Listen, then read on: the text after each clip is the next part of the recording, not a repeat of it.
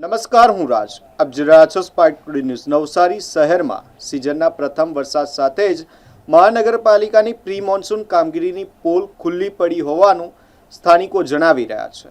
શહેરના અરવિંદનગર સોસાયટી વિસ્તારમાં વરસાદી અને ગટરના પાણી ઘરોમાં ઘૂસી જતા રહીશોને ભારે હાલાકીનો સામનો કરવો પડી રહ્યો છે. પાણી ભરાવાને કારણે દૈનિક જીવન પણ પ્રભાવિત બન્યું છે. સ્થાનિકોએ આક્ષેપ કર્યો છે કે વરસાદ પહેલાં જરૂરી ડ્રેનેજ અને સફાઈની કામગીરી યોગ્ય રીતે કરવામાં આવી ન હોવાથી આ સ્થિતિ સર્જાઈ છે.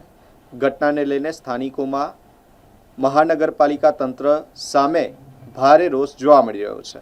સ્થાનિકોએ તાત્કાલિક પાણીના નિકાલની વ્યવસ્થા કરવા અને કાયમી ઉકેલ લાવવાની માંગ કરી છે.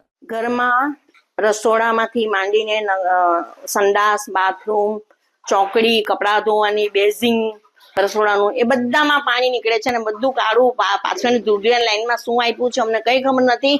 અમે 56 વર્ષથી રહીએ છીએ, પણ ઘર ઊંચું કરાવ્યા પછી આ 5-6 વર્ષથી અમે બહુ જ હેરાન થઈએ છીએ. કહેવા છતાં પણ કોઈ આવતું નથી, તો અમે આનો નિકાલ શું કરીએ?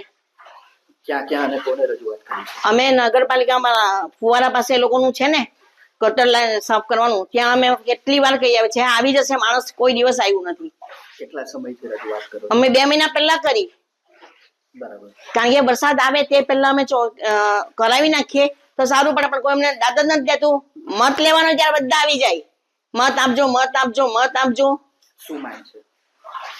અમારે આ પાણીનો નિકાલ જોઈએ છે. હવે પાણી ભરાય છે, ગટર લાઈન નું પાણી બધું જ ભરાય. અમે આખા હેરાન થયા. સિનિયર સિટીઝન છે અમે. આપનું નામ? અમારે વાસંતી પટેલ.